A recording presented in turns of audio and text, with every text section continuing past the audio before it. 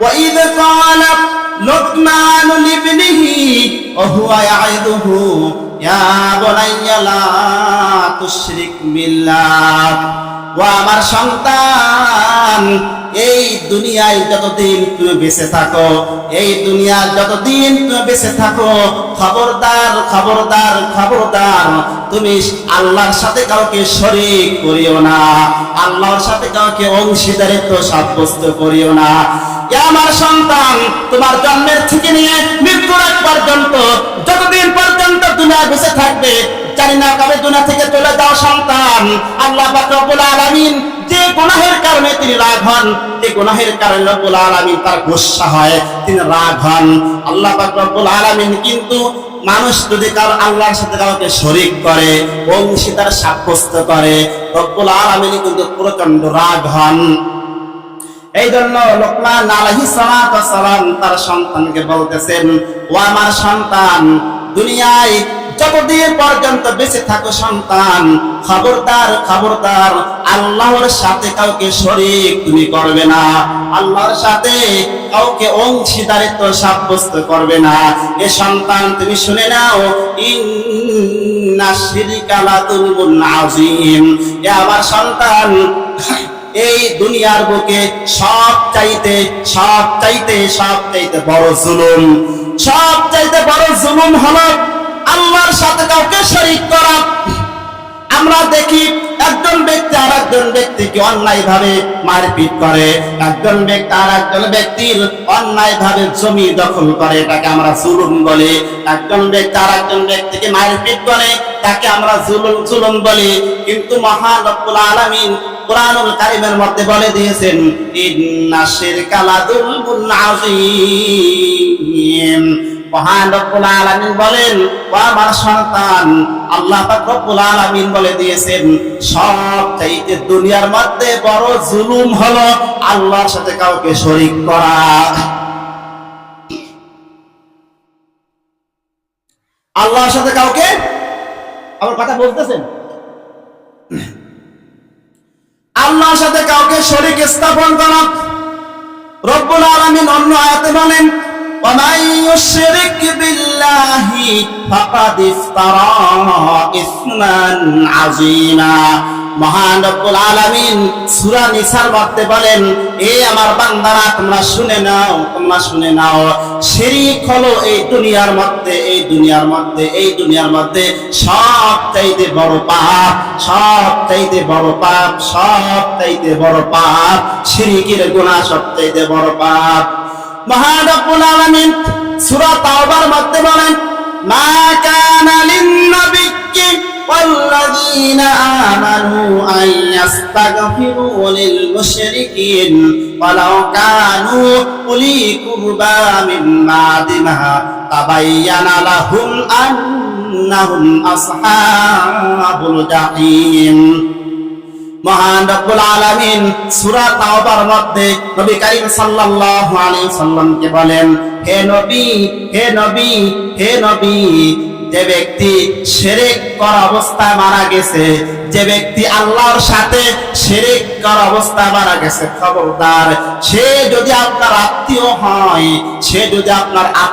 হয় মানে বংশের লোক হয় খবরদার নবী আপনি তার জন্য ইস্তিগফারের আপনি তার জন্য মাফ চাবেন না খবরদার আপনি তার জন্য মাফ চাবেন না যে ব্যক্তি শিরক অবস্থা মারা গেছে যে ব্যক্তি আমার সাথে অংশীদারিত্ব অবস্থায় যে ব্যক্তি মারা গেছে আপনার যদি নিকটতম আত্মীয় হয় আপনার যদি বংশের লোক হয় খবরদার আপনি তার জন্য কখনো আমার কাছে ক্ষমা চাবেন না তার কারণ হলো মহান রব্বুল আলামিন সূরা মায়েদার মধ্যে বলেন ইন্নাহু মান ইউশরিক বিল্লাহি ফাকাদ হারামাল্লাহু আলাইহিল জান্নাহ ওয়া মা'ওয়াহুন নার ওয়া মা লিয-যালিমিন মিন আনসার মহান রব্বুল আলামিন বলেন যে ব্যক্তি আল্লাহর সাথে শিরক করা অবস্থায় মারা গেল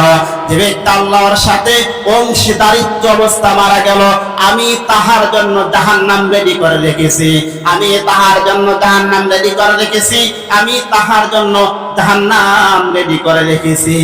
খবরদার, আপনি যদি দুনিয়া নামাজ না পড়েন, রোজা না রাখেন, অন্য আমল যদি নাও করেন, আল্লাহ পাক রব্বুল আলামিন একদিন না একদিন আপনাকে জান্নাত দেবেন। কি কারণে বলেন তো? ওই যে লা ইলাহা ইল্লাল্লাহ মুহাম্মাদুর রাসূলুল্লাহ, এই কালিমা পড়ার কারণে একদিন আপনাকে আল্লাহ জান্নাত দেবেন। কিন্তু যদি আপনি শিরক করেন, আল্লাহর সাথে শরীক করেন, আপনার সাথে সাথে ঈমান চলে যাবে। আপনি এখন আল্লাহর সাথে শরীক করবেন, সাথে সাথে আপনার ঈমানটা চলে যাবেন। এই জন্য রব্বুল আলামিন ঘোষণা করে দিয়েছেন, খবরদার খবরদার, তোমরা শিরকের কাছে যাইও না। ইন্নাল্লাহা লা ইয়াগফিরু আন ইউশরাকা বিহি ওয়া ইয়াগফিরু মা দুনা যালিকা লিমান ইয়াশা। মহান রব্বুল আলামিন বলেন, দুনিয়ার যত গুনাহ আছে, সমস্ত গুনাহ বান্দা তুমি করো, আমি মাফ করে দিলে দিতেও পারে। কিন্তু খবরদার খবরদার খবরদার বান্দা, শিরকের গুনাহ তুমি করিও না, আমার সাথে অংশীদারিত্ব সাব্যস্ত করিও না, আমি কখনো তোমাকে ক্ষমা করব না। আমার কথা না, মহান রব্বুল আলামিন কোরআনুল কারীমের মধ্যে সূরা নিসার 47 নং আয়াতের মধ্যে তিনি বলেছেন। এই জন্য আল্লাহ পাক রব্বুল আলামিন বলেন, ওয়ালা ইউমিনু আকসারুহুম বিল্লাহি ইল্লা হুম মুশরিকুন, ওয়ালা ইউমিনু আকসারুহুম বিল্লাহি ইল্লা হুম মুশরিকুন। মহান রব্বুল আলামিন বলেন, এই যারা ঈমান এনেছে, যারা মুসলমান, যারা ঈমানদাররাও কথায় কথায় কথায় কথায় শিরকের কথা বলে, কথায় কথায় শিরকের কাজ করে, কথায় কথায় শিরক করে। আমাদের সমাজের মধ্যে আছে যারা দোকানদার আছে, দোকানদাররা বলে, খবরদার সকালে বাকি বিক্রি করব না, আমি যদি সকালে বাকি বিক্রি করি, সারাদিন বাকি বিক্রি হবে। সারাদিন বাকি বিক্রি হবে কিনা একমাত্র আল্লাহ পাক রব্বুল আলামিন জানেন। ওই দোকানদার, তুমি কি জানো সারাদিন বাকি বিক্রি হবে কিনা? তুমি কিভাবে বললা ভাই? একদল ব্যক্তি বিপদে পড়ে সকালে তাড়াতাড়ি তার কাছে গেছে, ভাই আমার বাড়ি অসুস্থ রোগী, আপনি একটা রুটি দেন, একটা কলা দেন, অথবা ঔষধ দেন। ডাক্তার বলে, না না না, এখন সকালবেলা আমি বাকি বিক্রি করব না, আমি যদি এখন বাকি বিক্রি করি, আমার সারাদিন বাকি বিক্রি হবে। এই দোকানদার ভাই, তুমি কি জানো সারাদিন বাকি বিক্রি হবে না নগদ বিক্রি হবে? তোমার যদি এই বিশ্বাস থাকে যে বাকি দিলে সারাদিন বাকি বিক্রি হবে, তাহলে তুমি আল্লাহর সাথে শরীক করো না। সারাদিন বাকি বিক্রি হবে না নগদ বিক্রি হবে, একমাত্র আল্লাহ পাক রব্বুল আলামিন ছাড়া দুনিয়ার কেউ জানে না, দুনিয়ার কোনো ব্যক্তি জানে না। দোকানদার ভাই, যখন আপনি মুখ থেকে বের করবেন বাকি বিক্রি করলে সারাদিন বাকি বিক্রি হবে, আপনি সাথে সাথে আল্লাহর সাথে শরীক করলেন। খবরদার, এই কথা বলা যাবে না। আপনার সকালে বাকি বিক্রি করলে সারাদিন বাকি বিক্রি হবে, এটা এমন না, সারাদিন নগদ বিক্রি হইতে পারে। আমাদের সমাজে অনেক মা বোন আছে, মঙ্গলবার শনিবার বিবাহ দিতে চায় না, ছেলে মেয়েকে মঙ্গলবার শনিবার বিবাহ দিতে চায় না। যদি মঙ্গলবার বিবাহ দেয়, তাহলে তার অমঙ্গল হইতে পারে, শনিবার বিবাহ দিলে তাকে শনিতে ধরতে পারে, এই চিন্তা করে ছেলে মেয়েকে শনিবার মঙ্গলবার বিবাহ দিতে চায় না, শুধু বিবাহ দেয় শুক্রবার। আমার আপন মেজো বোন, তাকে বিবাহ দিয়েছে মঙ্গলবার, কিন্তু দুঃখজনক সত্য, যখন আমার বোনের সংসারে একটু বিপদ আসে, তখন আমার মাউসাব বলে, এই তো আমি বলছিলাম আমার ছেলেকে বারবার বলছিলাম, সন্তান মঙ্গলবার বিবাহ করিস না, এই জন্য তোর সংসারে এত অশান্তি। তুই মঙ্গলবার বিবাহ করার কারণে তোর সংসারে এত অশান্তি লেগে আছে। খবরদার মাউসাব, আপনি যতক্ষণ পর্যন্ত তাওবা না করবেন, আপনি ঈমানদার হইতে পারবেন না। আরে মঙ্গলবার দিন আল্লাহর দিন, বুধবার দিন আল্লাহর দিন, বৃহস্পতিবার দিন আল্লাহর দিন, শুক্রবার দিন আল্লাহর দিন, সবই আল্লাহর দিন। শিরকের কথা বলা যাবে না। আমাদের সমাজে এমন লোক আছে, ঘরে টিনের উপরে ছাদের উপরে এমনি ভুতুম পেঁচা ডাকলে এবং অন্যান্য পাখি ডাকলে আমরা মনে করে বিপদ আসতে পারে। আরে বিপদ দেওয়ার মালিক একমাত্র আল্লাহ পাক রব্বুল আলামিন। ওই পাখি আপনার বিপদ দিতে পারে না, ওই ভুতুম পেঁচা আপনার বিপদ দিতে পারে না। তাই ওই পাখি আপনার বিপদ দিতে পারে না, ভুতুম পেঁচা আপনার বিপদ দিতে পারে না, একমাত্র বিপদ দিতে পারেন মহান রব্বুল আলামিন। এজন্য শিরকি কাজ কখনো করা যাবে না। আমার মা বোনরা, আমি গোবিনাথপুর কাজীবাড়ি মসজিদের ইমাম সাহেব, আমি সকালে বাড়িতে যাব, প্রচন্ড দরকার, সকালে বাড়িতে যাব। আমি এক বাড়িতে যে বললাম, চাচি অথবা ভাবি আমাকে 2000 টাকা দেন, আমি বাড়িতে যাব। রাত্রে যে বলছে কোনো মতে রাত্রে টাকা দেওয়া যাবে না, রাত্রে টাকা দিলে বিপদ হয় আমি জানি, আমাকে বলতেছে। আমি বললাম না, বিপদ দেওয়ার মালিক একমাত্র আল্লাহ পাক রব্বুল আলামিন, আমাকে দেন, আমি ফজরের নামাজ পড়ে বাড়িতে যাব, আমার বড় বিপদ হয়েছে। বললো না না, আপনি একটু কষ্ট করে হলেও ফজরের নামাজটা পরে টাকাটা নিয়ে যাইয়েন। আমি এত বয়ান দিলাম, আমার বয়ানে কোনো কাজ হইল না, টাকা দিল না। তার বিশ্বাস রাত্রে যদি টাকা দেই তাহলে বাড়িতে বিপদ আসতে পারে। ও আমার চাচি, ও আমার ভাবি, যদি আপনার এই বিশ্বাস থাকে রাত্রে টাকা দিলে বিপদ আসতে পারে, আপনার ঈমান তখনই চলে গেছে। তার কারণ হলো বিপদ দেওয়ার মালিক একমাত্র আল্লাহ পাক রব্বুল আলামিন। আমার মা বোনের মধ্যে অনেক আছে, রাত্রে ঝাড়ু দিয়ে ময়লা বাহিরে ফেলানো যাবে না, অথবা রাত্রে টাকা হাওলাত দেওয়া যাবে না। রাত্রে ঝাড়ু দিয়ে ময়লা বাহিরে ফেলাইলে কি হবে? আমার মা বোনরা মনে করে বিপদ আসতে পারে।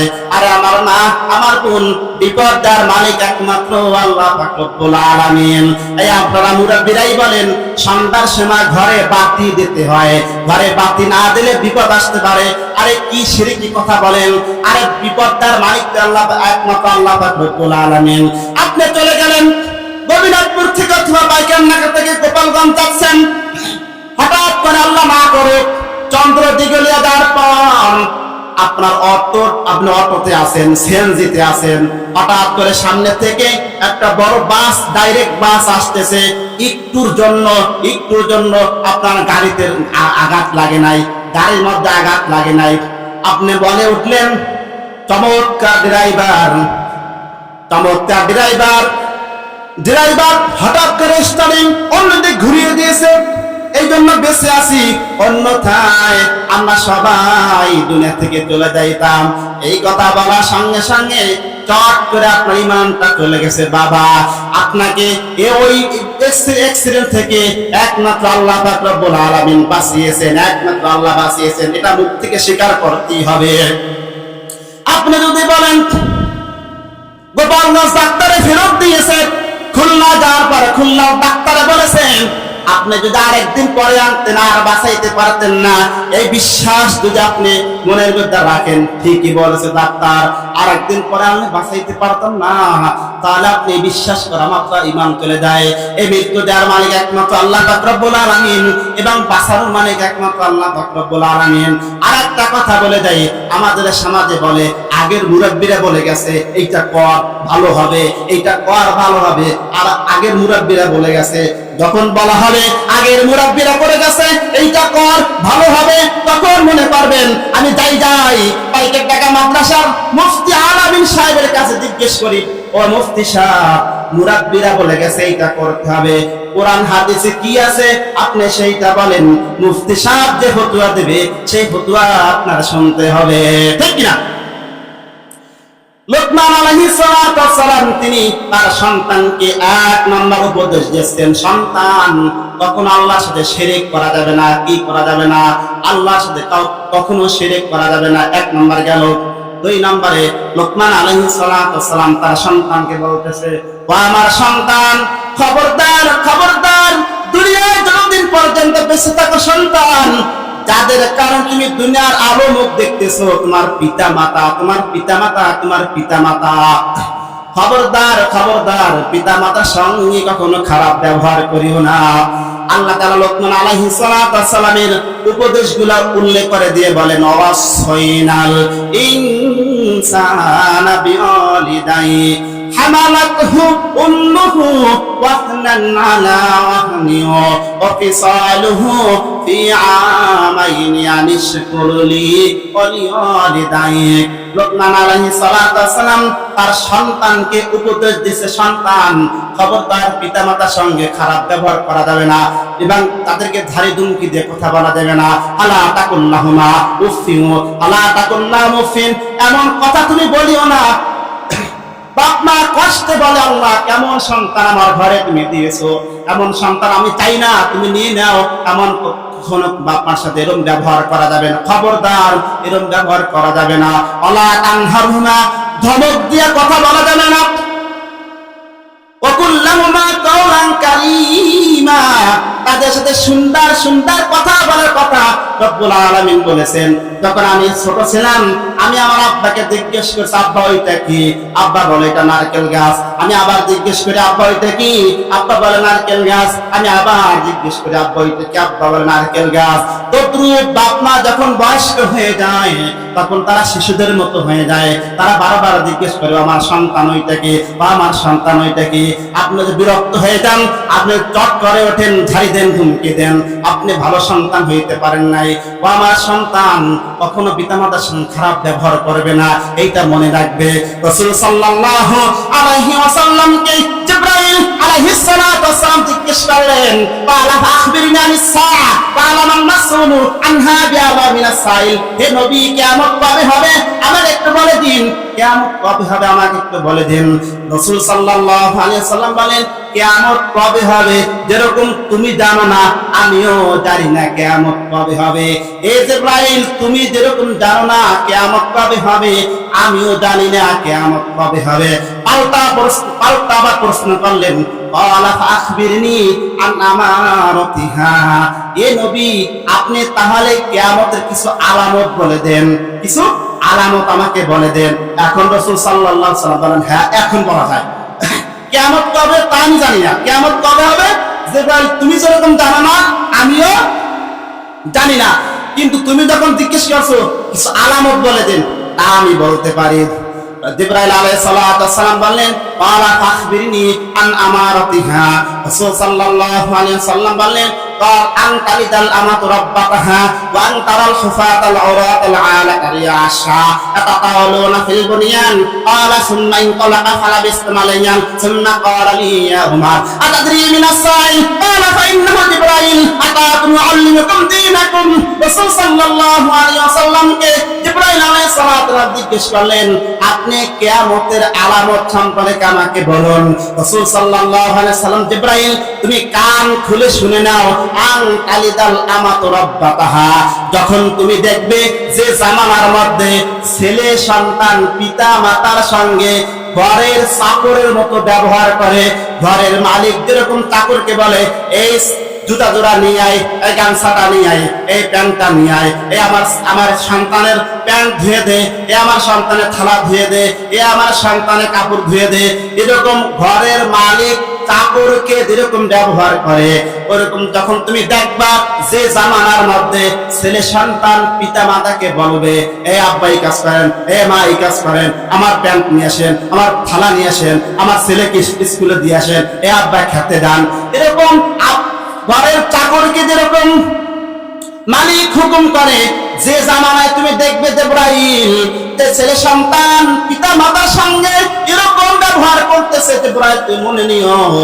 ওইটাই কিয়ামতের আলামত, ওইটাই কিয়ামতের আলামত, ওইটাই কিয়ামতের আলামত। তার মানে হলো কিয়ামতের বেশি দিন দেরি নাই, যখন তুমি দেখবা ছেলে সন্তান পিতামাতার সঙ্গে খারাপ ব্যবহার করতেছে, ছেলে সন্তান পিতামাতাকে ঝাড়ি দিচ্ছে, ছেলে সন্তান পিতামাতাকে তাকে ধমকে দিচ্ছে, ছেলে সন্তান পিতামাতার গায়ে হাত তোলে, এরকম সংবাদ বাংলাদেশের মধ্যে আছে। শুধু তাই নয়, আরে ছেলে সন্তান মদ খাওয়ার কারণে গাঁজা খাওয়ার টাকা না পেয়ে বাবাকে হত্যা করেছে, মাকে হত্যা করেছে, এরকম সংবাদ আমরা প্রতিনিয়ত শুনতে পাই। জিবরাইল আলাইহিস সালাতু ওয়াস সালাম বলেন, যখন দেখবা পিতা মাতার সঙ্গে খারাপ ব্যবহার ছেলে সন্তান করে, তোমরা মনে করিও সবচাইতে নিকৃষ্ট নিকৃষ্ট সন্তান আছে সেই সন্তান, যে সন্তান পিতামাতার সঙ্গে খারাপ ব্যবহার করে।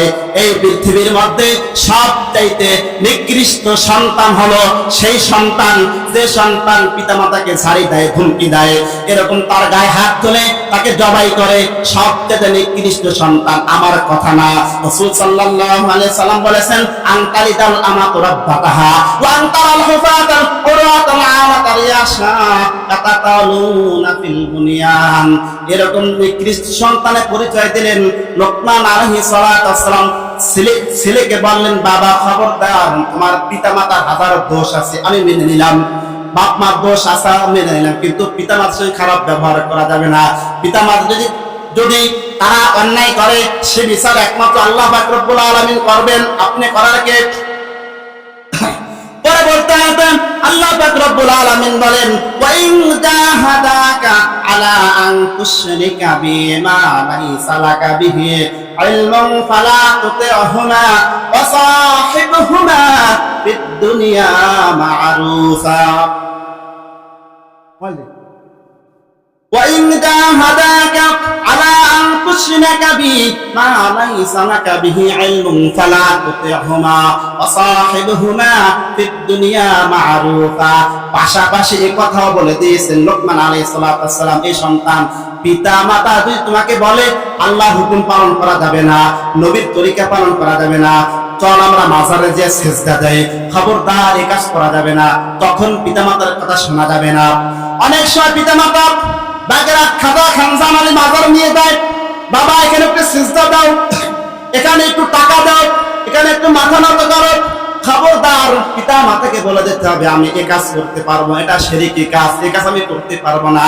লোকমান আলাইহিস সালাতু ওয়াস সালাম তিনি বললেন, বাবা যখন দেখবা পিতা মাতা তোমাকে খারাপ কাজ করতে বলতেছে, পিতা মাতা তোমাকে আল্লাহ বিরোধী কাজ করতে বলতেছে, নবী বিরোধী কাজ করতে বলতেছে, খবরদার পিতা মাতার কথা তখন শোনা যাবে না।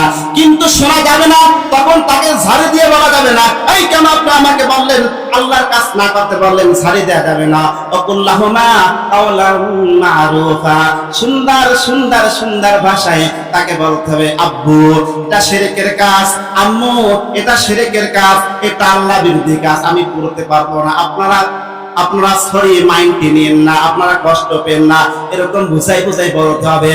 হযরত আবু হুরায়রা রাদিয়াল্লাহু তাআলা আনহু তিনি রাসূল সাল্লাল্লাহু আলাইহি ওয়াসাল্লামের দরবারে গভীর রাতে চলে গেলেন। তারপর বলতেছে, আল্লাহ রাসূল বলতেছে, আবু হুরায়রা এত রাতে এখানে কেন? আবু হুরায়রা বললেন, আল্লাহ রাসূল আমাকে আমার মা মেরেছে। রাসূল সাল্লাল্লাহু আলাইহি ওয়াসাল্লাম বললেন, কেন তোমার মা তোমাকে মেরেছে? তখন আবু হুরায়রা রাদিয়াল্লাহু তাআলা বললেন, আমি আপনার দরবারে করে থাকি, আমি আপনার দরবারে আসি, এই জন্য আমার মা আমাকে মেরেছে। কারণ হলো আমার মা একজন মুশরিক, আমার মা একজন মুশরিক, এই জন্য মেরেছে। আবু হুরায়রা রাদিয়াল্লাহু তাআলা আনহুকে রাসূল সাল্লাল্লাহু আলাইহি ওয়াসাল্লাম বললেন, তোমার মা তোমাকে মেরেছে, এখানে আমার কিছু করার নাই।